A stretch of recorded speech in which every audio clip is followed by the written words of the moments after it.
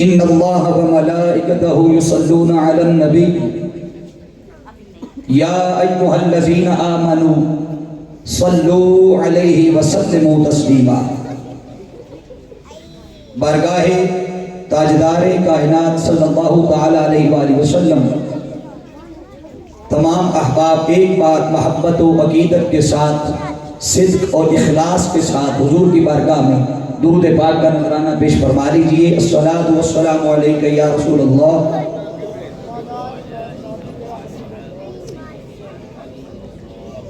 انتہائی واجب الاحترام معزز و محتشم علماء کرام ثناخان مصطفیٰ صلی اللہ تعالی علیہ وآلہ وسلم اور علاقہ بھر کی سیاسی، سماجی، مذہبی، دینی، علمی، فکری، روحانی معزز اور معتبر شخصیات جو تحریک منہاج القرآن ناروال کے زیر اہتمام 5 روزہ دروس عرفان القرآن کی دوسرے فیز کی آج آخری نشست میں تشریف لائے۔ دعا ہے مالک کائنات ایک ایک قدم چل کر آنے کے بدلے دنیا و آخرت کی ہزارہا نعمتوں سے اور برکات سے آپ سب کو مالا مال فرمائے۔ حاضرین محترم، تحریک منہاج القرآن ناروال کی پوری ٹیم، جملہ فورمز جن میں بالخصوص منہاج القرآن یوتھ لیگ، مصطفی اسٹوڈنٹس موومنٹ، منہاج القرآن ویمن لیگ اور پاکستان عوامی تحریک، تمام فورمز مبارکباد کے مستحق ہیں۔ اللہ رب العزت ان کی اس کوشش کو بھی اپنی بارگاہ میں شرف قبولیت عطا فرمائے۔ آپ کی اس عظیم 5 روزہ دروس عرفان القرآن کی جو نشستیں ہیں ان میں بالخصوص زیادہ حصہ میں سمجھتا ہوں ہماری ماں، بہنوں اور بیٹیوں کا ہے۔ یہ ان کی بھی کاوش ہے، اللہ رب العزت انہیں بھی اجر عظیم عطا فرمائے۔ میں نے عنوان موضوع کے لیے قرآن مجید 27واں پارہ ہے، سورۃ الواقعہ، اس کی آیت مبارکہ نمبر 75 سے لے کر آیت نمبر 80 تک تلاوت کرنے کا شرف حاصل کیا۔ اللہ رب العزت نے ارشاد فرمایا، فَلَا اُقْسِمُ بِمَوَاقِعِ النُّجُومِ، کہ مجھے قسم ہے ان جگہوں کی، بولیے مجھے قسم ہے، یہ جملہ دہرائیے، مجھے قسم ہے ان جگہوں کی۔ مولا کن جگہوں کی؟ فرمایا جہاں جہاں قرآن کے مختلف حصے اترتے رہے ہیں۔ بولیے قرآن کے مختلف حصے اترتے رہے، ان جگہوں کی قسم۔ اب میں ابتداً عرض کر دوں، یہ قسم ان لفظوں کی نہیں کھائی، بلکہ قسم کھائی ہے ان جگہوں کی کہ جہاں وہ کلمات اور لفظ اترتے رہے، ان جگہوں کی قسم کھائی ہے۔ فرمایا ان مبارک جگہوں کی قسم کہ جہاں قرآن کے مختلف حصے اترتے رہے۔ پھر اللہ رب العزت نے ارشاد فرمایا وَإِنَّهُ لَقَسَمٌ لَوْ تَعْلَمُونَ عَظِيمٌ، اور اگر تم جان سکو، پہچان سکو، معرفت حاصل کر سکو تو یہ عظیم قسم ہے جو رب ان جگہوں کی کھا رہا ہے جہاں قرآن اتر رہا ہے۔ پھر ارشاد فرمایا اِنَّهُ لَقُرْآنٌ کریم، فرمایا یہ قرآن بڑی عظمت والے رسول پر اتر رہا ہے۔ گویا قرآن بھی عظیم ہے اور جو جس ذات پہ اتر رہا ہے وہ رسول بھی، اونچا بولیے، رسول بھی عظیم ہے۔ پھر فرمایا فی کتاب مکنون، اترنے سے پہلے، محبوب کی ذات پر نازل ہونے سے پہلے فرمایا کہ لوح محفوظ میں لکھا ہوا۔ پھر فرمایا لا یمسہ الا المطہرون، کوئی شخص اس کے قریب بغیر وضو کے، نجاست کی حالت میں، ناپاکی کی حالت میں اس کتاب کے قریب بھی مت کوئی آئے۔ کیوں؟ فرمایا تنزیل من رب العالمین، اس لیے کہ یہ رب کی طرف سے نازل ہو رہا ہے۔ یہ آپ کے سامنے میں نے آیات کا ترجمہ اور مفہوم ایک سادہ سا رکھا ہے، اور میں تھوڑا تیزی سے اس لیے نہیں بول رہا تھا تاکہ یہ جو سیٹنگ ابھی چل رہی ہے کچھ یہ مکمل ہو جائے اور آپ ان حمایت سے میرے ایک ایک جملے کو سمجھ سکیں۔ آپ توجہ بھرپور کیجئے گا، اور میں بالخصوص بہنوں سے بھی گزارش کروں گا کہ کوشش کیجئے کہ آپ پوری توجہ جو ہے وہ اس گفتگو کی طرف ہو جائے۔ سامعین وہ تو یاد رکھ لیں، کسی چیز کی اگر عظمت کو جاننا ہو، بولیے کیا؟ کسی چیز کی عظمت کو جاننا ہو تو سب سے پہلے اس شے کی نسبت کو دیکھا جاتا ہے۔ بولیے اس شے کی نسبت کو دیکھا جاتا ہے۔ مثال کے طور پر تاجدار کائنات صلی اللہ علیہ وسلم کی آل سے ہر کوئی محبت کرتا ہے، سارے محبت کرتے ہیں، تو کوئی پوچھے وجہ کیا ہے، سبب کیا ہے، تو ایک ہی سبب ہے کہ حضور کی آل ہے، حضور کا خاندان ہے، گویا ان سے محبت، تعلق اور ادب کا تقاضا تھا کہ حضور کی نسبت کے سبب سے ان سے محبت کی جائے اور حیا کیا جائے۔ تو سبب کیا بنا محبت کا؟ حضور کی، ہاتھ اٹھا کے بولیے ذرا کیا ہے؟ حضور کی نسبت ہے۔ آپ صحابہ اکرام کی ازواج کو لے لیں، اگر ان سے ادب کا تعلق ہے، تعظیم کا تعلق ہے، تو سبب کیا ہے؟ کہ وہ حضور کے غلام ہیں۔ تو نسبت کس کی آ گئی؟ حضور کی۔ گویا جس شے کو کائنات میں آقا کی نسبت مل جائے، جب حضور کی نسبت مل جاتی ہے، اب وہ اہل بیت ہو یا حضور کے صحابہ ہو، اب کائنات کے سارے ولی بھی مل جائیں تو ان کی عظمت کی گد کو نہیں پہنچ سکتے، اس لیے کہ براہ راست مصطفیٰ کی نسبت مل گئی۔ بولیے براہ راست حضور کی نسبت مل گئی۔ اب ذرا دیکھیے اللہ رب العزت کس طرح قرآن کی عظمت کو بیان کر رہا۔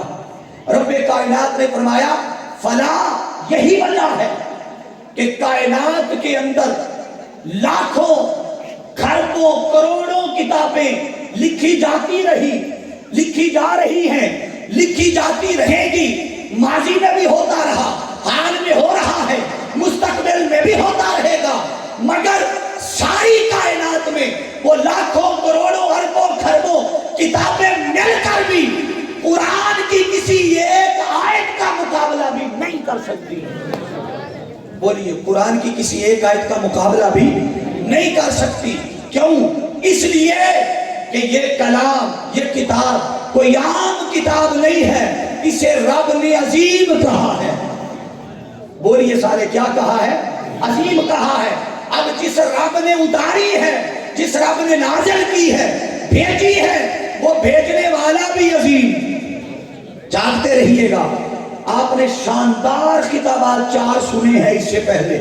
میں تھوڑی سی مختلف طبیعت کا بندہ ہوں، ایک طالب علم سا ہوں، آپ کو خطاب سنا کے نہیں صرف جانا چاہتا، میں چاہتا ہوں آپ کے دلوں کی تختیوں پر یہ پورا مضمون لکھ کر جاؤں۔ جملے پہ توجہ کیجئے، جس نے بھیجا وہ رب بھی، ہاتھ اٹھا کے بولیے کیا ہے؟ وہ رب بھی عظیم ہے۔ جس رسول پر بھیجا وہ رسول بھی عظیم ہے۔ قرآن کا ایک ایک لفظ بھی عظیم ہے، ایک ایک حرف بھی بولیے عظیم ہے۔ ارے بھیجنے والا عظیم، جس کی طرف آیا وہ عظیم، قرآن خود عظیم، اور مصطفیٰ نے رب سے لے کر جس امت کو دیا وہ امت ساری کائنات کی امتوں میں عظیم۔ حاضرین بھی احتشام، مہمان بھی آتے جاتے رہیں گے، ویلکم کر دیں گے، آخر پہ بھی ابھی بھی ویلکم کرتے ہیں۔ دھیان میری طرف رہے، جو اگلی جملہ اور خاص بات کرنے جا رہا۔ آپ نے کبھی یہ تصور کیا کہ سبب کیا ہے اتنی عظمت قرآن کو مل گئی؟ ہاں، وجہ یہ ہے کہ دنیا میں جتنی کتابیں بھی آئیں ان کے تعارف کے لیے، خواہ وہ کروڑوں میں ہو یا اربوں میں ہو، اس جملے پہ علماء کی توجہ چاہوں گا۔ جتنی کتابیں بھی روئے زمین پر آئیں جو لکھی جاتی رہتی ہیں، ان کی اہمیت، افادیت اور فضیلت اجاگر کرنے کے لیے، لوگوں کو اس کتاب سے جوڑنے کے لیے، اپنی کتاب کی تشہیر کے لیے، مارکیٹ میں کتاب سیل کرنے کے لیے بڑے بڑے ہتھکنڈے لوگ استعمال کرتے ہیں۔ ان میں پہلا کیا ہے کہ بڑے بڑے اسکالرز کو بلایا، بڑے بڑے ڈاکٹرز کو بلایا اور بلا کر تقاریب رونمائی کروائی، یا کتاب کے شروع میں کتاب کی تشہیر کے لیے ان سے تقاریر لکھوائی جاتی رہی، تعارف لکھوایا جاتا، اس کی فضیلت پر گفتگو کروائی جاتی۔ مگر قربان جائے، میں جس قرآن کی عظمت کی بات کر رہا ہوں، یہ قرآن نہ کسی پیر کے کروانے کا محتاج کہ کوئی میرا تعارف کروائے، نہ کسی ملا کے کروانے کا محتاج، نہ کسی عالم کے تعارف کے کروانے کا محتاج۔ کیوں؟ اس لیے قرآن وہ عظیم کتاب ہے جس کا تعارف نہ آپ کروائے نہ میں کرواؤں، خود خالق کائنات تعارف کروا رہا ہے، وہ خدا ہو کر تعارف کروا رہا ہے۔ اور تعارف کی ابتدا کہاں سے کی؟ فرمایا فلا اقسم بمواقع النجوم، مجھے ان جگہوں کی قسم، بولیے ان جگہوں کی قسم جہاں قرآن کے مختلف حصے اتر رہے ہیں۔ اب رب کائنات ان جگہوں کی قسم کھا کر قرآن کی عظمت بیان کر رہا ہے۔ جاگتے رہیے گا، بولیے کیا کر رہا ہے؟ قرآن کی عظمت بیان کرنے کے لیے کہا یہ قرآن کی اتنی عظمت ہے۔ بات یہاں ختم نہیں کی، پھر اللہ رب العزت نے قسم اٹھائی۔ اب باری تعالیٰ تو اگر بغیر قسم کے بات کرتا، بغیر، سارے بولیے بغیر قسم کے بات کرتا تو مالک ہم تو تب بھی ماننے کے لیے تیار تھے اور مان جاتے، تجھے کیا پڑی قسم اٹھا کر بات کرنے کی؟ کیا قسم اس لیے تو نہیں اٹھا رہا کہ ہمیں یقین آ جائے؟ وہ فرماتا ہے مجھے خبر ہے بغیر قسم کے بھی بات کرتا تو مان جاتے، تو مولا قسم کیوں اٹھائی ہے؟ اس لیے کہ مان جائے۔ فرمایا نہیں، میری قسموں کا سبب یہ نہیں ہے کہ تمہیں یقین آ جائے، بلکہ جب کسی اعلان سے پہلے، کسی خبر سے پہلے میں خدا ہو کر قسم اٹھاتا ہوں تو مقصد یہ ہے لوگوں جان جاؤ وہ رب ہو کر جس اعلان سے پہلے، جس خبر سے پہلے ساری کائنات کا پروردگار ہو کر قسم اٹھا رہا ہے، سوچو اس اعلان اور خبر کی اہمیت کتنی ہے۔ در حقیقت اس چیز کی اہمیت بتانے کے لیے میں ساری کائنات کا رب ہو کر بات قسم سے شروع کر رہا ہوں۔ بولیے بات قسم سے۔ اب مضمون میں قسموں کی طرف لے جانا نہیں چاہتا، صرف ایک نقطہ ذہن میں آیا، سوچا آپ کی نظر کر دوں کہ اللہ کی قسم کے اٹھانے کا سبب یہ ہے کہ رب کائنات اس چیز کی اہمیت بیان کرنا مقصود ہے۔ اور یہ بات کر کے پھر اللہ رب العزت نے فرمایا لوگوں جان لو، اگر تم سمجھو تو یہ جو میں نے قسم کھائی ہے نا، توجہ ہے، بولیے ذرا، یہ جو میں نے قسم کھائی ہے نا، فرمایا یہ قسم بھی عظیم ہے، یہ قسم بھی عظیم ہے۔ ممکن ہے کہ یوں کہ بات اوپر سے گزر جائے، بات آسان کر دیتا ہوں۔ کیسے؟ میں کہوں نا بھائی یہ درس قرآن کی مجلس بڑی عظیم مجلس ہے، توجہ ہے، بڑی عظیم مجلس۔ پھر میں کہوں اللہ کی عزت کی قسم یہ محفل مجلس بڑی عظیم مجلس ہے۔ پھر میں آگے کہوں کہ یہ جو میں نے قسم اٹھائی ہے نا مجلس کی عظیم ہونے پر، اللہ کی عزت کی قسم، یہ قسم بھی عظیم قسم ہے۔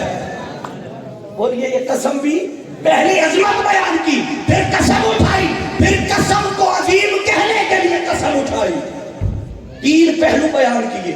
اور بات یہاں روکی نہیں، فرمایا انہو لقرآن کریم، یہ جس کتاب کی عظمت بیان کر رہا ہوں یہ قرآن بھی ہے اور کریم بھی ہے۔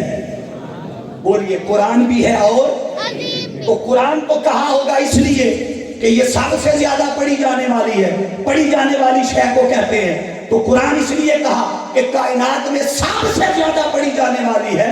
باری تعالیٰ کریم کیوں کہا؟ بولیے کیا؟ کریم کیوں کہا؟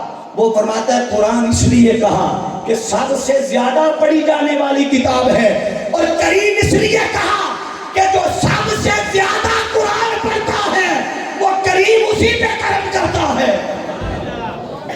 کہاں آ گیا ہوں؟ بڑا بذوق مجمع ہے ناروال کا، مگر جملہ سنبھال کے رکھنا کہ قرآن جو سب سے زیادہ پڑھتا ہے کریم اس لیے کہا کہ وہ کریم اسی پہ، اونچا بولیے، وہ کریم اسی پہ کرم کرتا ہے۔ ہم کرم کہیں اور تلاش کرتے رہے، حاضرین احتشام، اگلی بات پھر توجہ طلب ہے کہ آپ مارکیٹ میں چلے جائیں، آپ اگر کتابوں کا موازنہ اور تقابل کر کے دیکھ سکتے ہو تو دیکھ لیجئے گا کہ اس کے نام ہی میں اللہ نے وہ عظمت اور برکت رکھی ہے کہ مارکیٹ میں آپ کو 19-20 کے فرق سے ایک ہی نام سے کئی کتابیں ملیں گی۔ یہ علماء جانتے ہیں اس چیز کو، جو جن کا واسطہ پڑھتا رہتا ہے لائبریریوں میں اور کتب اور سٹال پر، انہیں خبر ہے 19-20 کے فرق سے کوئی لفظ ادھر ہو گیا کوئی ادھر ہو گیا، ملتے جلتے ناموں کے ساتھ آپ کو کتابیں ملیں گی۔ مگر کائنات کی ساری لائبریریاں چھان ماریں، کائنات تلاش کر لیں، ڈھونڈ لیں، یونیورسٹیز کی لائبریریاں، مکتبوں کی لائبریریاں، پوری دنیا میں ارے قرآن نام کی ایک ہی کتاب ملے گی۔ بولیے، قرآن نام کی ایک ہی کتاب ملے گی، اور نام بھی واضح ہے۔ آپ اگر اب یہاں بالخصوص طلباء اور پروفیسر حضرات کی توجہ چاہوں گا، آپ اگر تورات کا مطالعہ کریں نا، جس کا موجودہ نام ہے خمسہ موسوی، بولیے کیا ہے؟ خمسہ موسوی، یہ 5 جلدوں پر مشتمل ہے۔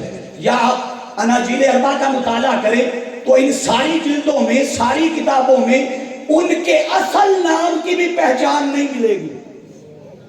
بولیے، اصل نام کی بھی پہچان نہیں ملے گی۔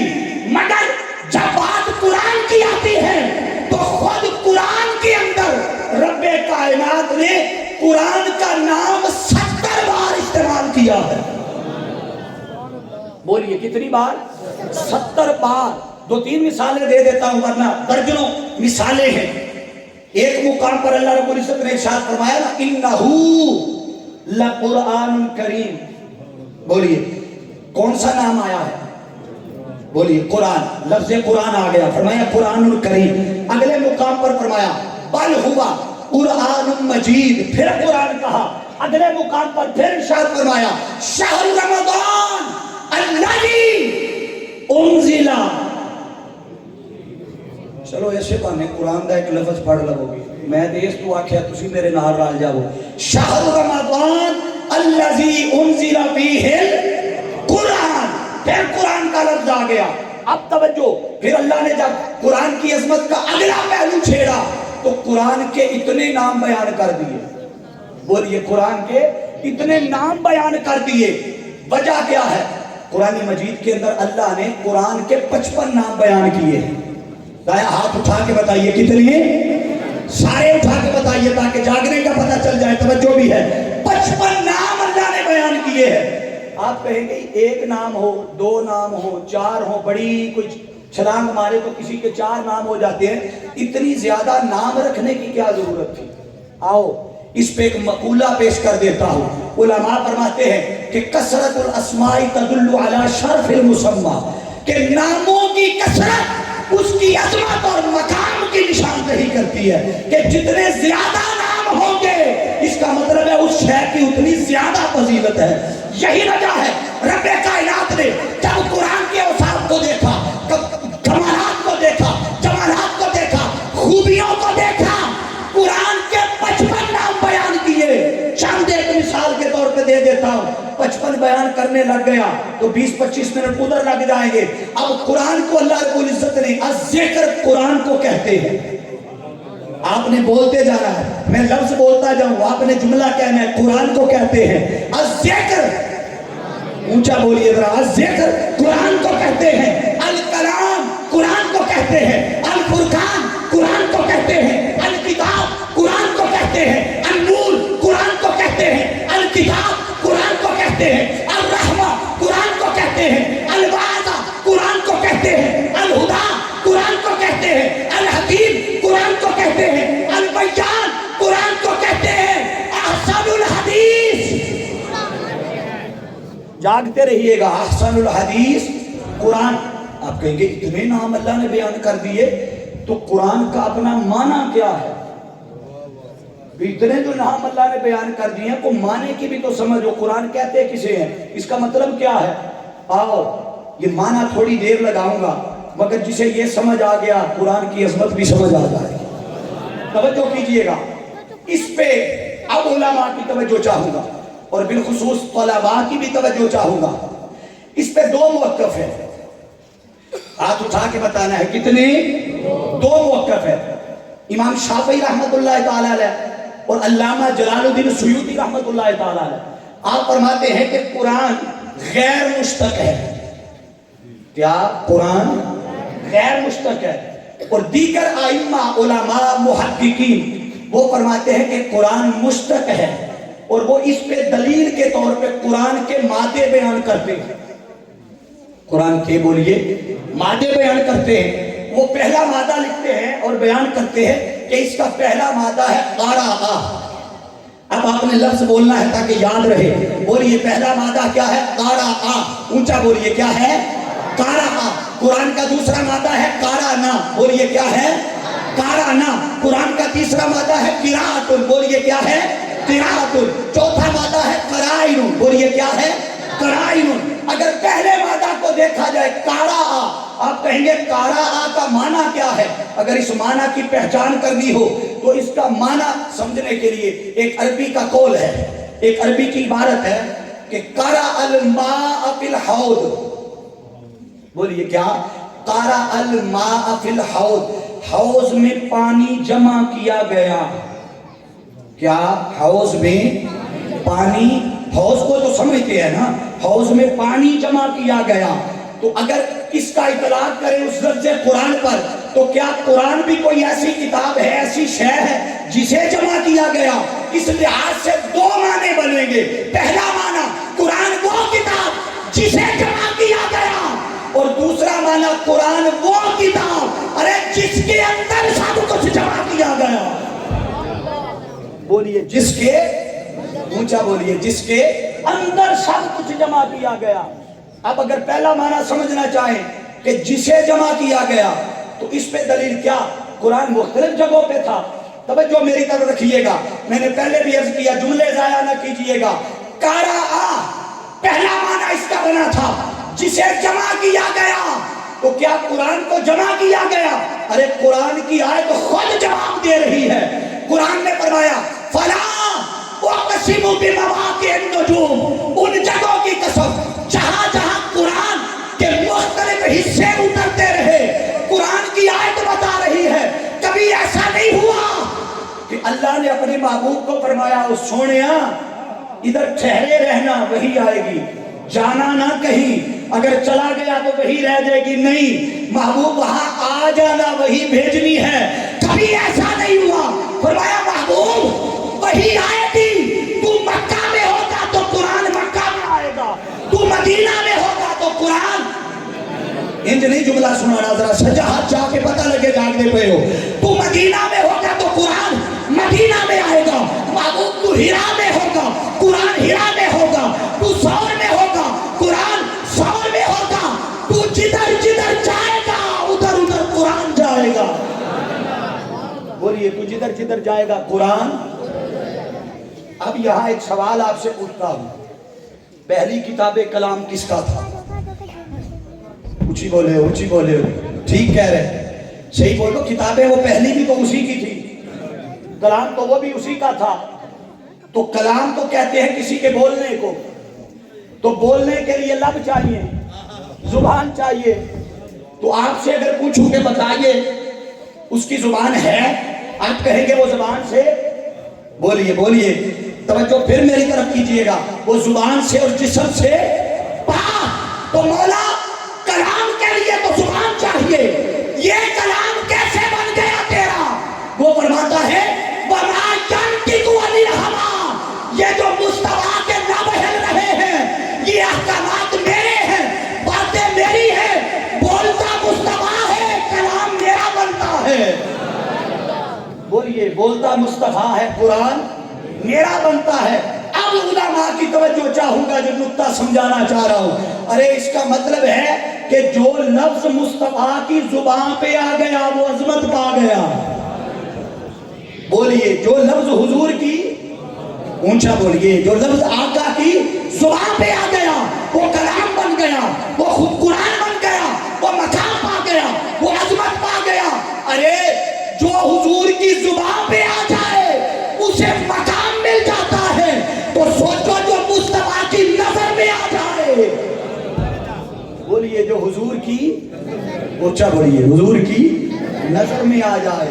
حضور کی زبان پہ آئے تو تب بھی عظمت, حضور کی زبان پہ آ جائے تو تب بھی عظمت, آقا کی نظر میں آ جائے, بولیے بولیے, حضور کی نظر میں آ جائے. اب اگلا جملہ سنیے, ارے جو زبان پہ آئے اسے بھی عظمت, جو حضور کی نظر میں آ جائے اسے بھی عظمت. ذرا سوچو, جو مصطفیٰ کے دل میں آ جائے, جو حضور کے دل میں آ جائے, جو زبان پہ آئے وہ قرآن بنتا ہے. بولیے کیا؟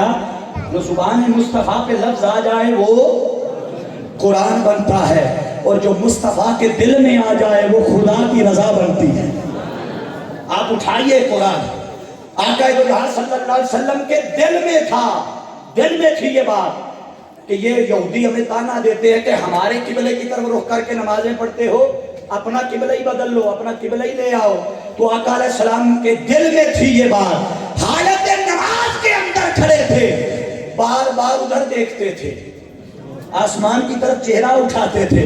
رب کائنات نے فرمایا مصطفیٰ قد نرا تقلب وجہک فی السماء, میرے محبوب جو تیرے دل میں ہے ہم اسی کو قبلہ بنا دیں گے جو تیرے دل میں ہے. گویا جو زبان پہ آئے وہ قرآن بنتا ہے, جو نظر میں آئے وہ بھی مقام پاتا ہے, اور جو دل میں آ جائے وہ کعبہ بنتا ہے. بولیے, جو دل میں آ جائے وہ مسلمانوں کا قبلہ بنتا ہے, مسلمانوں کا کعبہ بنتا ہے. اب سنیے جو اگلی بات سمجھانا چاہتا ہوں, یہ قارئ کا معنی بیان کر رہا ہوں کہ قرآن وہ کتاب ہے جسے جمع کیا گیا. جاگتے رہیے گا, یہاں سے نکل نہیں جانا, ابھی آپ کو سارے مادے اور معنی سمجھا کے جانے ہیں. بولیے لفظ کس پہ بیان کر رہا ہوں؟ قارئ. پھر بولو, یاد رہے گا کیا ہے؟ قارئ معنی ہے جمع کیا گیا یا جس کے اندر جمع کیا گیا. اگر پہلا معنی لیا جائے تو مطلب مختلف جگہوں پہ اترا, رب کائنات نے اس کو اکٹھا کرنے کا اہتمام فرمایا, اور اس میں انتظام و انصراف تاجدار کائنات صلی اللہ علیہ وسلم کی حیات طیبہ سے لے کر عہد عثمانی تک سارے انتظامات احکامات خود خدا نے دی. بولیے سارے خود خدا نے دیے. اب دوسرا معنی ہے اس کا کہ جس کے اندر سب کچھ جمع کیا گیا. بولیے کیا؟ جس کے اندر سب کچھ جمع کیا گیا.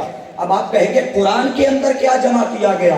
آؤ حاضرین ذی احتشام, آپ کائنات کی کسی شے کا علم تلاش کرنا چاہیں, اس کی اصل تلاش کرنا چاہیں, آپ کسی شے کے بارے میں جاننا چاہیں, قرآن نے دلیل کے طور پہ فرما دیا وَنَزَّلْنَا عَلَيْكَ الْكِتَابَ تِبْيَانًا لِكُلِّ شَيْءٍ. مایا ہم نے یہ جو مصطفیٰ پہ نازل کیا ہے کلی شیء, اس کے اندر ہر شے ہم نے رکھ دی. بولیے کیا کیا ہے؟ اس کے اندر ہر شے رکھ دی ہے. ارے جب اللہ فرما رہا ہے کہ قرآن کے اندر ہم نے ہر شے رکھ دی ہے تو پھر کہنے دیجئے کہ ہدایت بھی قرآن کے اونچا, وہ آپ نے صرف اتنا جملہ کہنا ہے, ہدایت قرآن کے اندر, تقویٰ قرآن کے اندر, ایمان کا نور قرآن کے اندر, عبادت کا ذوق قرآن کے اندر, توحید کا پیغام قرآن کے اندر, ادب رسالت کا پیغام قرآن کے اندر, محبت اہل بیت کا پیغام.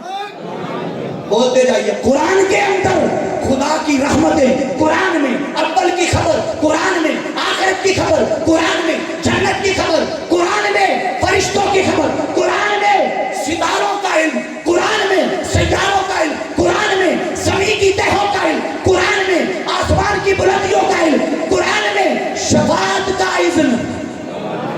بولتے جائیے, ہر شے کا علم اللہ نے قرآن کے اندر جمع کر دیا اور فرمایا کلی شیء. بولیے کیا فرمایا؟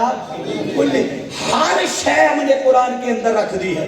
یہ بدقسمتی ہماری ہے کہ ہم اسے کہیں اور سے تلاش کرتے رہے, ہم کہیں اور ٹھوکریں کھاتے رہے, ہم نے قرآن کے اس پیغام کو نہ سمجھا, قرآن سے ناطہ نہ جوڑا, قرآن سے بھٹک گئے, قرآن سے دور ہو گئے. اور جب دور ہو گئے, حالانکہ شعور لینا تھا قرآن سے, تقویٰ لینا تھا. بولتے جائیے نا ذرا, جس نے لینا تھا وہ تو بولے گا نا. بولیے تقویٰ کہاں سے لینا تھا؟ قرآن سے. ہدایت کہاں سے لینی تھی؟ عشق و ادب رسالت کے جام کہاں سے لینے تھے؟ قرآن سے. انقلاب کی فکر کہاں سے لینی تھی؟ قرآن سے.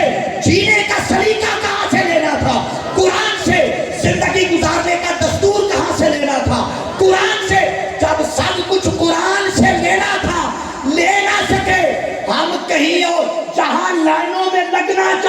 تھا، جب وہاں لگنا چھوڑ دیا اللہ نے وہاں لائنوں میں لگایا جہاں نہیں لگنا چاہیے تھا۔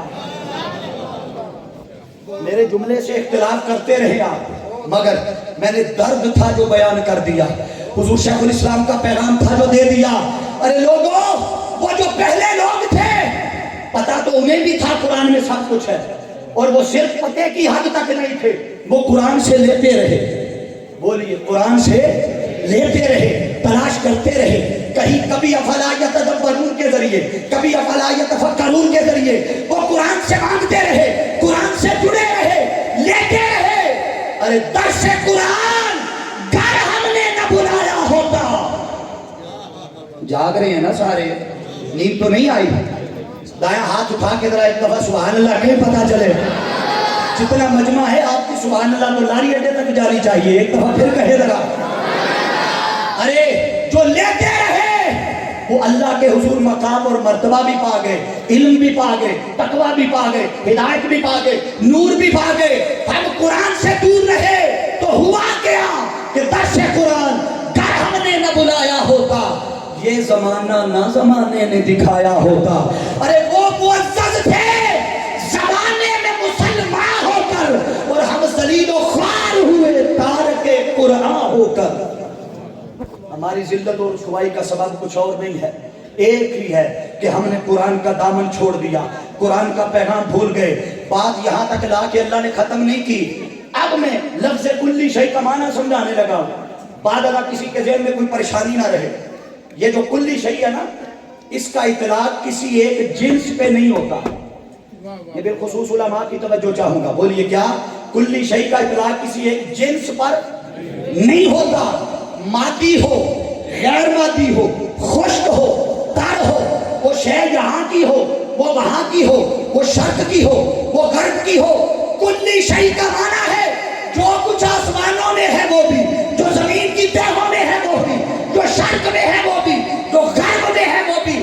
اللہ نے ساری کائنات کے علوم اٹھائے، معارف اٹھائے، ثمرات اٹھائی، برکات اٹھائی، فضیلتیں اٹھائی، اور سارا کچھ اٹھا کے اللہ نے قرآن میں رکھ دیا، اور رکھ کر فرمایا لو انزلنا، تو اڈی سبحان اللہ، تم بھی سبحان اللہ۔ فرمایا یہ پہاڑوں پہ اتارتا نا، یہ اتنی طاقت والی شے، اتنی روحانیت والی شے، اتنی برکت والی شے کہ پہاڑ پہ بھی اتارتا تو وہ بھی اس کی طاقت کو برداشت نہ کر سکتے، روحانیت کو پہاڑ بھی برداشت نہ کرتے۔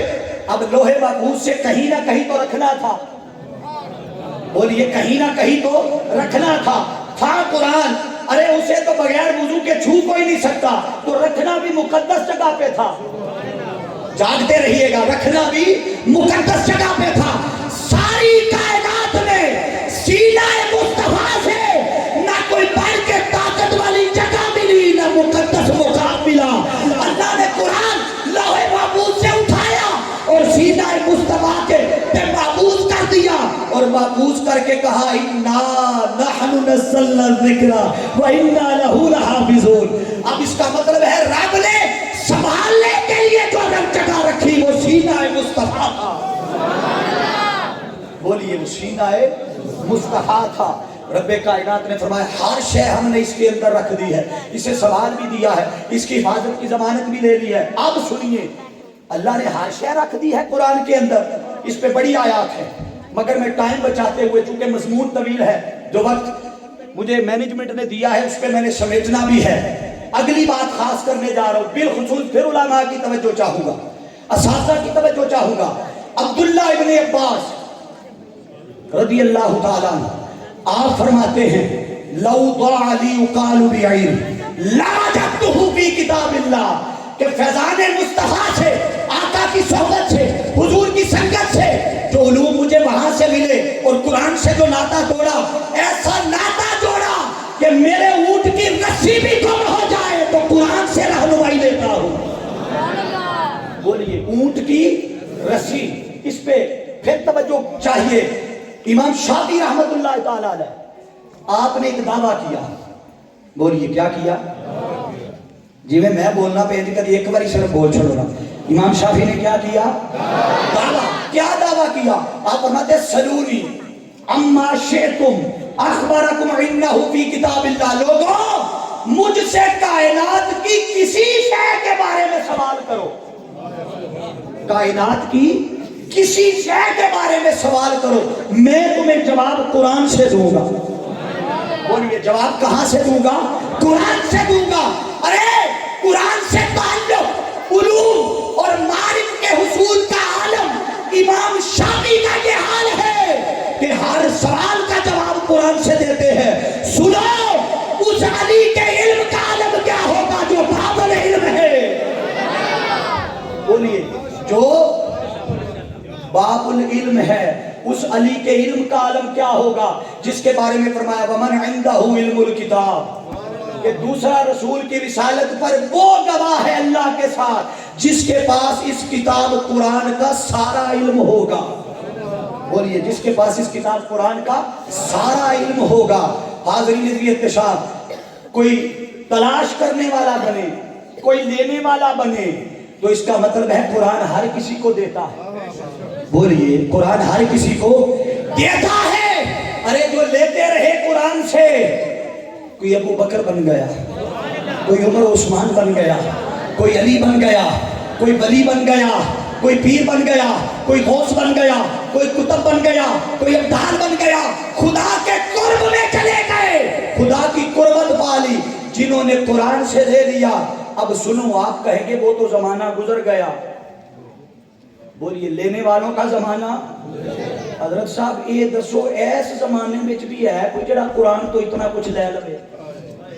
بولیے اس زمانے میں بھی ہاں ہے. یہ پردہ آنکھوں کا ہے تو نظر نہیں آتا، یہ پردہ دل کا ہے تو نظر نہیں آتا، ورنہ تلاش کرو اور ڈھونڈنے جاؤ.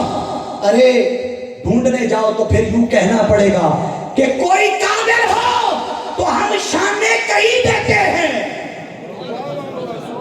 آپ نے شعر نہیں سننا ابھی تو میں نے آپ کو دوسرے رنگ میں سنانا ہے، تو آپ کو سادہ سننے کے لیے تیار نہیں ہے تو آپ کو دوسرا میں میٹھے والا بعد میں سناؤں گا، مگر پہلے یہ سادہ تو سن لینا کہ کوئی قابل ہو تو ہم شانے، بولیے شانے کہیں دیتے ہیں. ارے ڈھونڈنے والوں کو دنیا بھی نہیں دیتے ہیں. کوئی ڈھونڈنے تو آئے، کوئی مانگنے تو آئے، کوئی منگتا بن کے تو آئے، کوئی سائل بن کے آئے. ارے جو سائل بن کے آیا، جس نے ساری زندگی قرآن کے در پہ گزار دی، جس نے اپنی زندگی کے سارے علوم قرآن سے لیے، سارا فیض قرآن سے لیا، آج کے دور میں اسے شیخ الاسلام ڈاکٹر محمد طاہر القادری کہتے ہیں.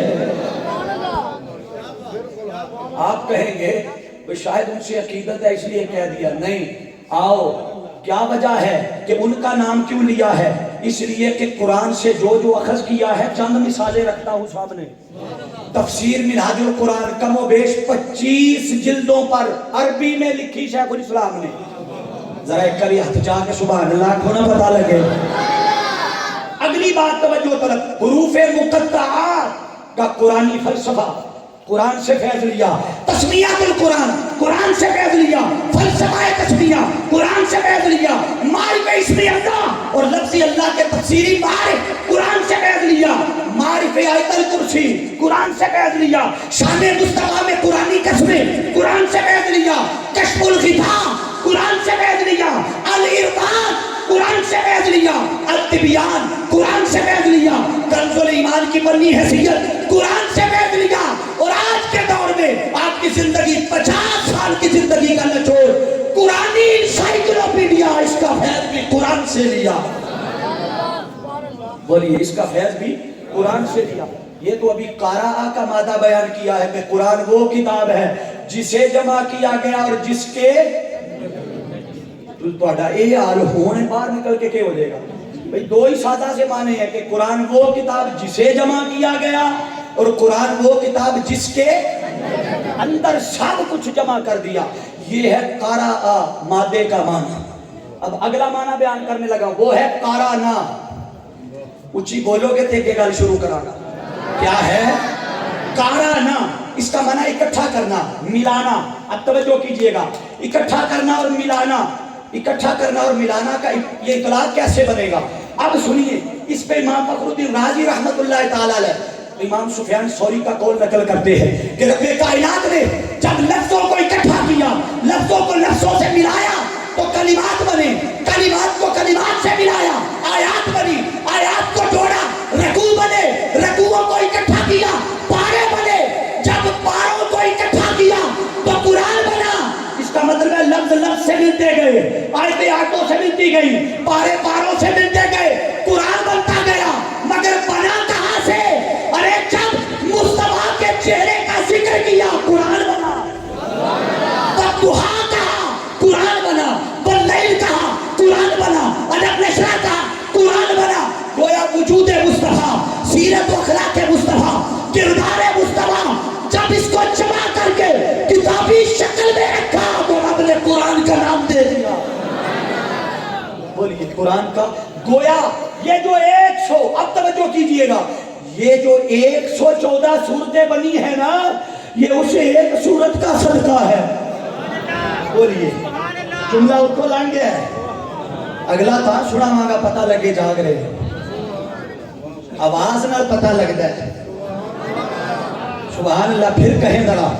بولیے ہم عموماً کہتے نہیں ہیں، میلاد القرآن کا یہ موٹو نہیں ہے، نہ کی طبیعت مزاج ہے، مگر میں تھوڑی سی جھٹکی کی طبیعت کا ہوں، اور آپ کے علاقے بھی اس بات پہ خوش رہتے ہیں لوگ کہ بندہ نال لے کے ٹرتا ہے، پاویں چھڈ تانوں میں ایتھے ہی جانا ہے مگر تسی یہ تے آکھو دینا نال لے کے ٹریا۔ اب توجہ کیجئے، بولیے 114 صورتیں کہاں سے بنی؟ اس ایک صورت سے۔ جب اس کا نقشہ، علماء کی توجہ، جب اس کا نقشہ مہر علی نے کھینچا،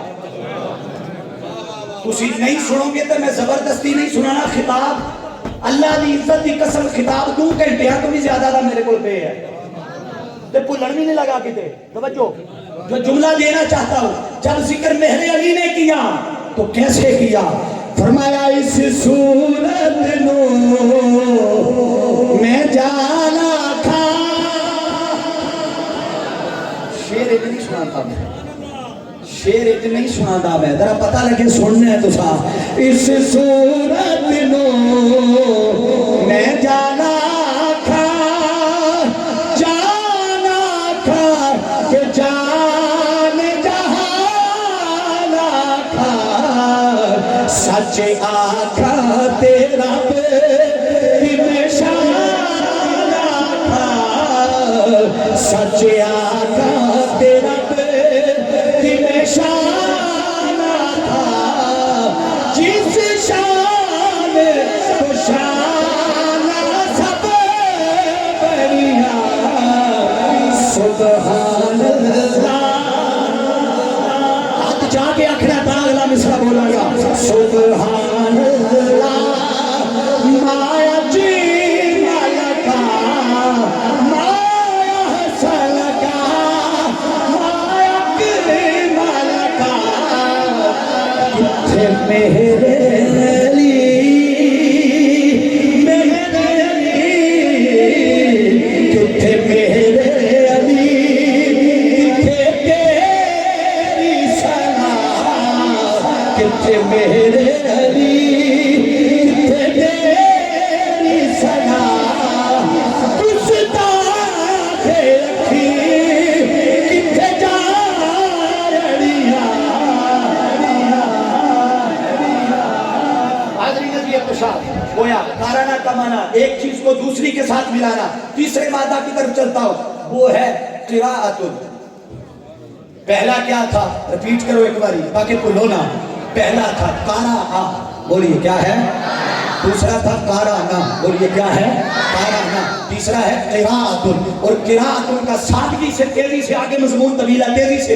قراءۃ کا معنی ہے، یہ مبالغہ کا معنی آگے جا کے دیتا ہے۔ مبالغہ کہتے ہیں جس میں اضافہ، زیادہ بڑھاوے کا معنی آ جائے، مبالغہ کا معنی آ جائے تو اس کا معنی بنے گا بہت زیادہ پڑھی جانے والی کتاب۔ بولیے کیا؟ بہت زیادہ پڑھی جانے والی کتاب۔ یہ کتنی کو پڑھی جاتی ہے؟ آؤ ایک ہی مثال دے دیتا ہوں۔ آپ میں سے کوئی بڑا اسٹڈی مطالعہ کرنے والا ہو نا، وہ دنیا کی کوئی کہانی والی کوئی دلچسپ سے دلچسپ کتاب لے آئے، وہ گھنٹہ پڑھے گا، 2 گھنٹے پڑھے گا، 2 دن پڑھے گا، 4 دن پڑھے گا، آخر کار تھک ہار کے وہ رکھ دے گا، اگتا جائے گا۔ مگر آؤ قرآن کی عظمت کا پہلو سمجھو۔ ارے جب کوئی قرآن پڑھنے بیٹھتا ہے، وہ ایک سورت پڑھے، وہ ایک پارہ پڑھے، پڑھتے پڑھتے ایسا وقت بھی آتا ہے کہ ادھر سے وہ قرآن پڑھتا جاتا ہے، ادھر رب دل کے دریچے کھولتا جاتا ہے، رب برکتیں دیتا جاتا ہے، انوار و تجلیات دیتا جاتا ہے۔ یہ ہے تیسرا مادہ۔ اب چوتھا مادہ توجہ طلب ہے، وہ ہے قرائن۔ قرائن کا معنی ہوتا ہے، یہ قرینہ کی جمع ہے، معنی ہوتا ہے نشانی، دلیل۔ بولیے معنی کیا ہے؟ نشانی اور دلیل۔ اور قرآن جب کوئی بات کرتا ہے تو دلیل یا نشانی باہر سے انتظار نہیں کرتا کوئی آئے، یہ توجہ سمجھیے گا اور جملہ سمجھیے گا۔ باہر سے کہ میں فلاں دعویٰ کر رہا ہوں، کوئی دلیل باہر سے آئے، کوئی نشانی باہر سے آئے نہیں، جب دعویٰ بھی خود کرتا ہے تو دلیل بھی، اونچی بولے دلیل بھی، بھئی ہر دعوے پہ دلیل ہے، تو قرآن جب دعویٰ کرتا ہے تو دلیل بھی دیتا ہے۔ جیسے آقا علیہ السلام پہ جب وحی اترتی، قرآن اترتا، تو صحابہ کرام رضوان اللہ علیہم اجمعین پوچھتے، کیونکہ قرآن عربی میں اتر رہا تھا اور زبان بھی وہاں کی ناروال آلی تھی، نہیں سی عربی سی، بول دے نا تو چک دے کیوں، بولیے زبان بھی کون سی تھی؟ عرب کی، وہ بھی عربی تھی۔ قرآن کی کس میں اتر رہا تھا؟ تو آقا علیہ السلام جب آیات سناتے تو صحابہ کرام پوچھتے، یا رسول اللہ صلی اللہ علیہ وسلم یہ کیا ہے یہ جو ہمیں سنا رہے ہیں؟ تو آقا فرماتے یہ قرآن ہے۔ بولیے یہ قرآن ہے۔ وہ جو دین کے دشمن تھے، حضور کے دشمن تھے، اسلام کے دشمن تھے، وہ صحابہ کو ایسے پروپیگنڈا میں لانے کے لیے انہیں کہتے نہیں وہی نہیں اترتی، کوئی کلام اوپر سے نہیں، یہ معاذ اللہ استغفر اللہ نبی خود بنا کے لاتا۔ یہ وہ اعتراض کرتے، جب یہ اعتراض کرتے نا تو اللہ رب العزت نے فرمایا میرے محبوب تو جواب نہیں دینا، اللہ تو انہوں مدینے لے جائے، مینوں پسینہ آیا تسی یہ ٹھنڈے ہو کے بیٹھے ہو جی میں فریزر دے نیڑے بیٹھے ہو۔ اب توجہ کیجئے گا کہ فرمایا محبوب تو نے جواب نہیں دینا۔ وہ اور نبی تھے، جب ان پر اعتراض ہوتا تھا تو میں وہی بھیجتا کہ اے نوح اسے فلاں جواب دے، اے فلاں پیغمبر اسے فلاں جواب دے، اسے فلاں جواب دے۔ میرے محبوب تیری باری آتی ہے تو ہم قاعدے بدل دیتے ہیں، ہم قانون اور ضابطے بدل دیتے ہیں، تو جواب نہ دینا، ہم خود جواب دیں گے۔ انہوں نے جب اعتراض کیا تو قرآن نے کہا اچھا اتنا آسان ہے قرآن بنانا، تو جاؤ فرمایا جاؤ انسانوں بھی، ان انسانوں کو جو تمہارے حمایتی ہیں اور ان جنوں کو لے آؤ جو تمہارے حمایتی ہیں، اکٹھا کر کے لے آؤ۔ اگر قرآن کی مثل لا سکتے ہو تو لے آؤ۔ اب توجہ کیجئے گا، قرآن نے چیلنج کر دیا مگر وہ لا نہ سکے۔ کتنے طبقوں کا ذکر کیا؟ اونچی بولے ہوئے ایک تھا جنوں کا طبقہ، کون سا؟ چلے وہ جو ادھر نہیں ہے ان کا تو میں نے بتا دیا ہے نا، دوسرے تو یہاں ہیں وہ بولیں گے۔ دوسرا طبقہ کون سا ہے؟ انسانوں کا طبقہ۔ تو فرمایا جاؤ جنوں کو بھی لے آؤ اور انسانوں کو بھی لے آؤ اور قرآن کی مثل لانے پہ متفق ہو جاؤ۔ اگر تم لا سکتے ہو، اگر ساری دنیا ہی تمہاری مددگار بن جائے ان کو بھی لا لو، مگر تم نہیں لا سکو گے۔ جب وہ نہیں لا سکے قرآن نے اگلا چیلنج تھوڑا آسان کر کے دیا۔ بولیے اگلا چیلنج تھوڑا آسان کر کے دیا۔ فرمایا ام یقولون افترا قل فاتوا بعشر سور۔ فرمایا جاؤ کوئی اس کے مثل 10 صورتیں لے آؤ، اگر سارا نہیں لا سکتے 10 صورتیں لے آؤ۔ وہ یہ بھی نہ کر سکے، قرآن نے اگلا چیلنج دیا۔ قرآن نے فرمایا کنتم فی ریب مما نزلنا علی عبدنا۔ فرمایا جاؤ تم اپنے پھر حمایتیوں کو ملاؤ اور یہ جو میں نے نازل کیا ہے قرآن، اس کی مثل اگر تم لانا چاہتے ہو، پورا قرآن نہیں لا سکتے ٹھیک ہے، 10 صورتیں نہیں لا سکتے نہ لاؤ، مگر کوئی قرآن کی سب سے چھوٹی سورت کے برابر ایک ہی سورت لے آؤ۔ نہ لا سکے حاضرین ذیت نشاط اور لا سکتے ہی نہ تھے، کیوں؟ اس لیے کہ یہ مصطفیٰ نے قرآن جہاں محفوظ کیا تھا اسے کوئی نقصان پہنچا نہ سکتا تھا، تحریف کر نہ سکتا تھا، کچھ نکال نہ سکتا تھا، اپنی طرف سے کچھ ڈال نہ سکتا تھا۔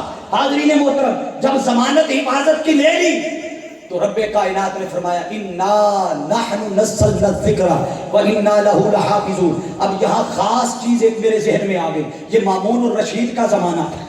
بولیے کس کا؟ مامون الرشید کا زمانہ تھا۔ اس زمانے میں بڑی بڑی علمی مجالس ہوا کرتی تھی.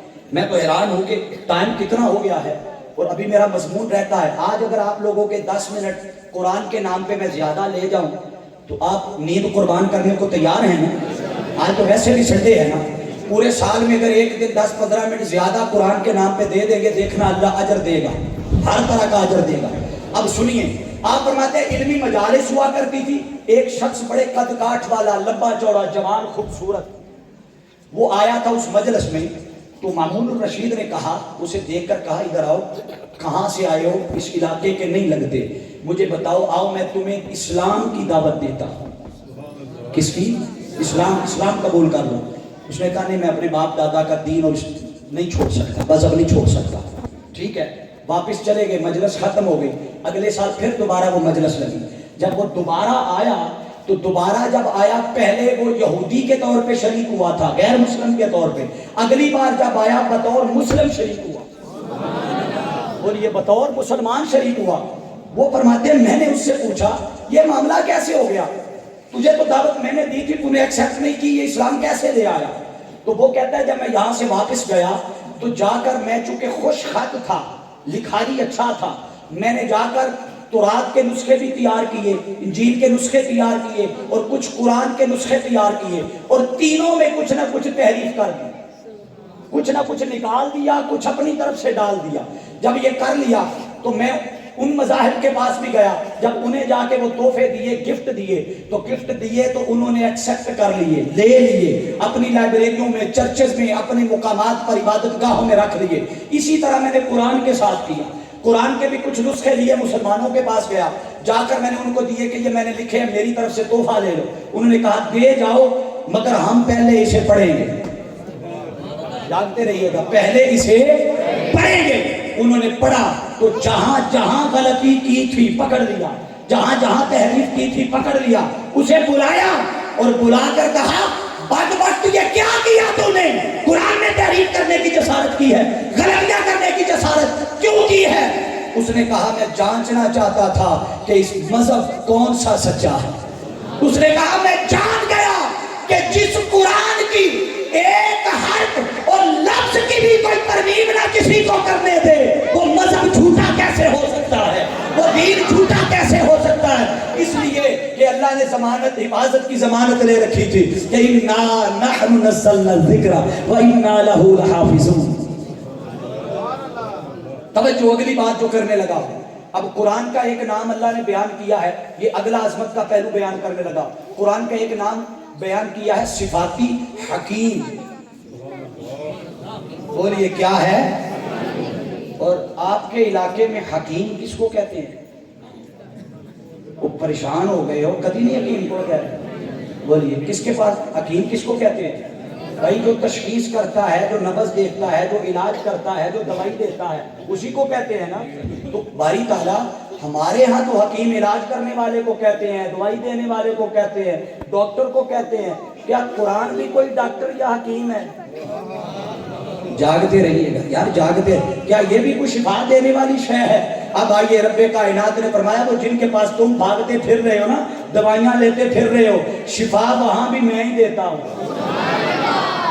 بولیے شفا وہاں بھی میں ہی دیتا ہوں. مگر آؤ تمہیں ایک ایسا ڈاکٹر بتاتا ہوں, ایک ایسا طبیب بتاتا ہوں. باری تعالیٰ کیا اس کے پاس بھی شفا ہے؟ فرمایا قریب آ کر تو دیکھو, وَنُنَزِّلُ مِنَ الْقُرْآنِ مَا هُوَ شِفَاءٌ وَرَحْمَةٌ لِّلْمُؤْمِنِينَ. اے مومنو, تمہارے لیے رب نے اس قرآن میں شفا رکھی ہے, اس قرآن میں. اب میں دو درد مندانہ جملے, میں ساری گفتگو میں اپنی بہنوں اور بیٹیوں اور ماؤں کو مخاطب نہیں کر سکا, یہ حصہ بالخصوص ان کے حصے دے رہا ہوں. لوگوں آؤ, اگر شفا لینی ہے, برکت لینی ہے تو قرآن کے در پہ آ جاؤ. جب سے ہم قرآن سے دور ہوئے رزق میں بھی بے برکتی. بولے گل سچی ہے ایمانداری, رزق میں بے برکتی. ہم یہ جو رونا روتے ہیں نا, اولاد کہنا نہیں مانتی. یہ آج دکان پہ گاہک نہیں آتا, بیماری گھر میں آ گئی, آج خون کے چھینٹے دیواروں پہ پڑ گئے, آج فلاں کام ہو گیا, اور پھر ہمارے گھر سے الا ماشاءاللہ مائیں بہنیں بیٹیاں پھر جعلی 2 نمبر عاملوں اور پیروں کے پاس بھاگتی ہیں کہ تویز گنڈا کر کے دو. آؤ, جو تویز میں دے کے جا رہا ہوں یہاں پیسے بھی نہیں لگیں گے، شفا بھی 100% ہے، علاج بھی 100% ہے۔ آؤ بدقسمتی سے علماء کی نظر کر رہا ہوں جملہ، ہم نے قرآن کو 2 کاموں کے لیے بس سنبھال کے رکھا ہوا، 2 سال 4 سال گزر جاتے، گرد بھی ہم غلافوں کی نہیں اتارتے۔ جب ہم پھنس جائیں نا، کہیں سچائی بیان کرنی پڑ جائے اور صداقت بیان کرنی پڑے، اپنی ذات پہ بات آئے، تو ہم قرآن کی قسم اٹھا کے اپنے آپ کو بچاتے ہیں۔ بولیے گل ٹھیک ہے یا نہیں؟ تو اڑے تو جڑا نہیں منے گا اور میں ہائی کورٹ بھیج دینا، ہائی کورٹ کے باہر آپ کو 2 4 5 ہزار میں مل جائیں گے جھوٹی قسمیں اٹھانے والے۔ تو ہم نے تو قسموں کے لیے قرآن کو رکھا ہے۔ یا دوسرا کام جو ہم لیتے ہیں قرآن سے، جب گھروں سے اپنی بیٹیوں کو رخصت کرتے ہیں تو ان کو قرآن کے سائے میں بھیجتے ہیں۔ یہ کام بڑا اچھا ہے، عمل بڑا اچھا ہے، اللہ ان سب بیٹیوں کے نصیب اچھے کرے، اللہ رب العزت ہر قسم کی آفات و بلیات سے محفوظ کرے۔ عمل اچھا ہے، مگر قرآن کے نزول کا مقصد یہ نہ تھا۔ بولیے قرآن کے نزول کا مقصد یہ نہ تھا۔ آؤ آج وظیفہ دیتے جا رہا ہوں، اگر گھر میں برکت لانی ہے، گھر میں رحمت لانی ہے، اولاد کو فرما بردار بنانا ہے، رزق میں برکت لانی ہے، ارے قرآن کی تلاوت کرو۔ اللہ کی عزت کی قسم یہ اتنی برکت شے ہے، ہر قسم کی آفات و بلیات جن سب کچھ اس قرآن کی برکت سے بھاگ جائے۔ یہ چیلنج کر کے جا رہا ہوں، نہ ہوا تو مجھے پکڑ لینا آ کے، تم اپنے گھر میں عہد کریں۔ یہی میلاد القرآن کا پیغام ہے مشن کا۔ اور حضور شیخ الاسلام ڈاکٹر محمد طاہر القادری کی زندگی کے 70 سال، ساری زندگی اس امت کے نوجوانوں کو، بیٹیوں کو، بیٹوں کو قرآن سے جوڑتے گزر گئی۔ اللہ کی عزت کی قسم آپ سے اور کچھ نہیں مانگتے، ایک ہی درخواست ہے اور اپیل ہے کہ خود بھی قرآن سے جڑ جاؤ، اپنی نسلوں کو بھی قرآن سے جوڑو۔ ارے پھر نہ مانیں گے قیامت میں، اگر مان گیا وہ وقت، پھر اس وقت رونا بجائے اس کے کہ اس وقت پیٹتے رہو اور چیختے رہو۔ آج وقت ہے اپنی اولادوں میں دین بھی، احکامات بھی، شریعت بھی، قرآن کی تعلیمات بھی منتقل کر لو۔ حاضرین عزیز شاہ، تو گویا قرآن ایسی عظمت والی کتاب ہے کہ جو کوئی اس سے جڑ جاتا ہے قرآن اسے شفا عطا کرتا۔ بولیے قرآن اسے۔ اب آخری حصہ ہے میرا، اور کچھ ساتھی گھڑیوں کو دیکھ رہے ہیں، میں ان کو دیکھ رہا، وہ گھڑیوں کو دیکھ رہے اور میں انہیں دیکھ، مگر ان کی مجبوری کوئی نہ کوئی ہوگی، مجبوری کا لحاظ کرتے ہوئے میں تیزی سے اپنا مضمون سمیٹ رہا۔ آخری لمحات ہے، آخری جملے۔ آقا علیہ السلام کی حدیث ہے طبرانی کی، حضور علیہ السلام نے فرمایا النظر فی المصحف عبادہ، فرمایا قرآن کو دیکھنا بھی عبادت ہے۔ بولیے ذرا قرآن کو۔ ارے کیسی عظیم کتاب ہے کہ جس نے اسے دیکھ لیا اس نے بھی عبادت کر لی۔ ذرا سوچو، اگر فقط دیکھنا اتنی عظیم عبادت ہے، سوچو پڑھنا کتنی عظیم عبادت ہوگی، اور سوچو اگر پڑھنا عبادت ہے تو اس پہ عمل کر لیا تو کتنی عبادت ہوگی۔ اور اگر قرآن کو پڑھ لیا، اس سے تعلق جوڑ لیا تو عبادت بن گئی۔ سوچو اگر صاحب گنبد خضرا اور صاحب قرآن سے ناطہ جڑ گیا تو رب کی بارگاہ میں کتنی عظیم عبادت بن جائے گا۔ پھر آقا علیہ السلام کی اگلی حدیث، حضور نے فرمایا النظر الی الکعبہ کی عبادت، کعبے کو دیکھنا بھی عبادت۔ بولے ذرا کیا کعبے کو دیکھنا بھی؟ پہلے کیا قرآن کو دیکھنا، کعبے کو دیکھنا، آگے فرمایا النظر الی وجہ الوالدین عبادت، ماں باپ کے چہرے کو دیکھنا بھی۔ جب یہ تینوں چیزیں بیان کی نا، کسی بندے کو کوئی پریشانی لاحق نہیں ہوئی، خوش ہو گئے کہ کعبے کو دیکھنا عبادت، پھر کہا والدین کے چہرے کو دیکھنا عبادت، قرآن کو دیکھنا عبادت۔ لاحق پریشانی تب لاحق ہوئی جب حضور نے فرمایا نظر الی وجہ علی عبادت، قرآن کو دیکھنا بھی عبادت، کعبے کو دیکھنا بھی۔ تھک گئے ہو کہ میں چھڑ دینا، کوئی مسئلہ نہیں، گھنٹہ میرا پورا ہو گیا مگر میں مضمون مکمل صرف کر رہا ہوں۔ جو جاگ رہے تو بولے کعبے کو دیکھنا بھی، ہاتھ اٹھا کے بولیے کعبے کو دیکھنا بھی، قرآن کو دیکھنا بھی، ماں باپ کے چہرے کو دیکھنا بھی، اور علی کے چہرے کو دیکھنا بھی عبادت۔ حاضرین عزیز شاہ، اگلی حدیث سنیے، جو قرآن کی تلاوت کرتے ہیں وہ عبادت کیسے بنتا ہے۔ راوی ہے نعمان بن بشیر رضی اللہ تعالیٰ عنہ، روایت کرتے ہیں افضل عبادتی امتی قراءۃ القرآن، فرماتے ہیں سب سے افضل عبادت قرآن کی تلاوت ہے۔ آج کھڑے نہیں کرواؤں گا مگر ہر بندہ اپنی نظریں جھکا کے اپنے دل پر جھانک کر دیکھے وہ کتنا قرآن پڑھتا، کتنا قرآن پڑھتے ہیں. ہم قرآن کی کتنی تلاوت، قرآن سے کتنا کچھ لیتے ہیں. اگر لینا ہے تو قرآن سے ناتا. آپ کا دوست بھی تب تک آپ کو کچھ نہیں دیتا جب تک دوستی پختہ نہ ہو. بھائی کدی گلی جو گزرن والے یار بیلی نو کدی پیسے ادھار دیتے جے؟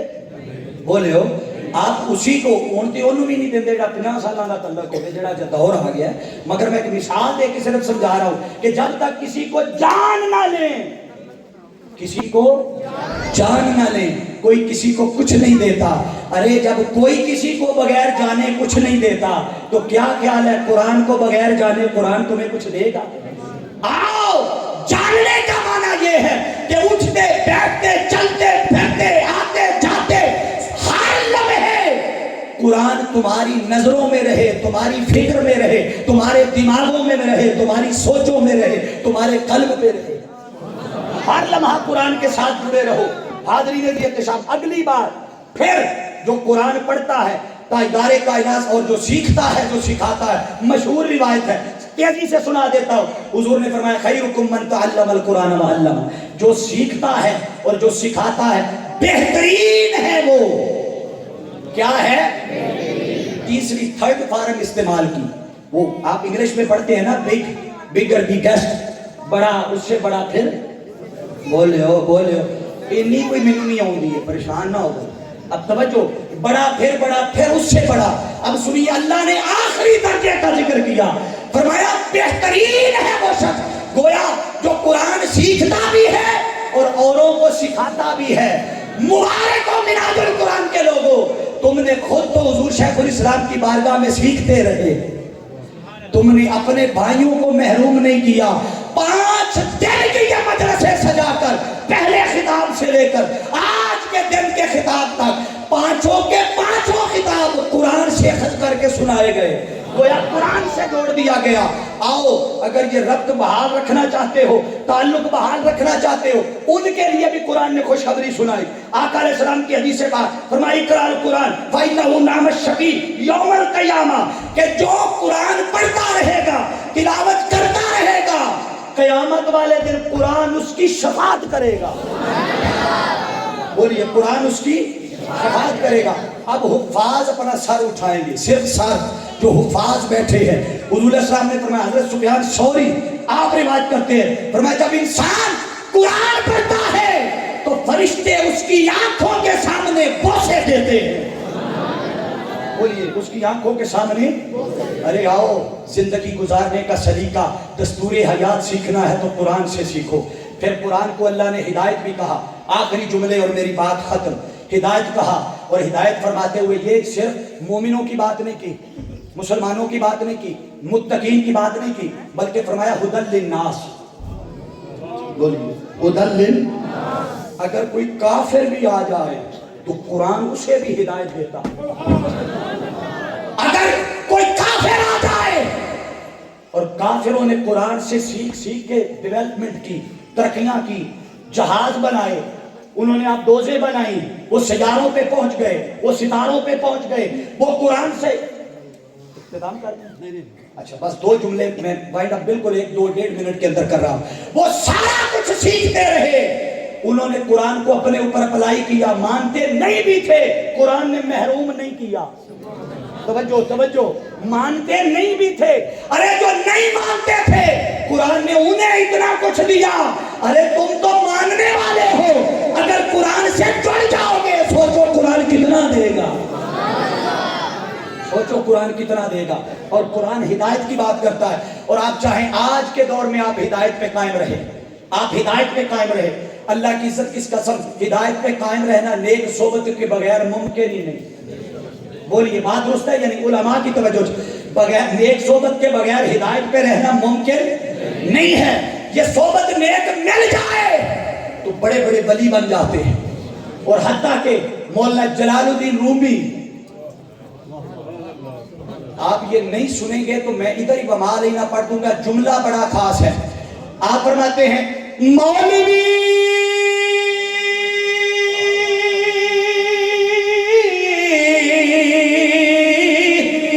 ہر کسی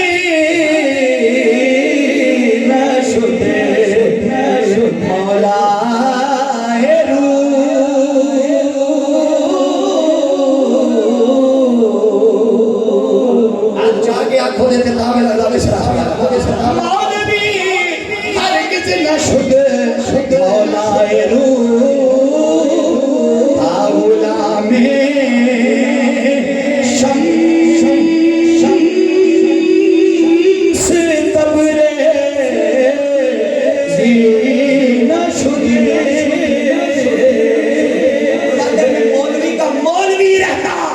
شمس تبریز کی صحبت نہ ملتی.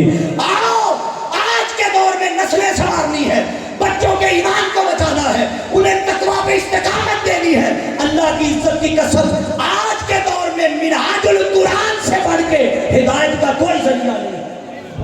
منہاج القرآن کی صحبت میں آ جاؤ, اور اس صحبت کو دائم کرنے کے لیے, قائم کرنے کے لیے آخری 10 دن شہر اعتکاف میں لگاؤ. تمہاری زندگی نہ بدل گئی تو پھر کیا.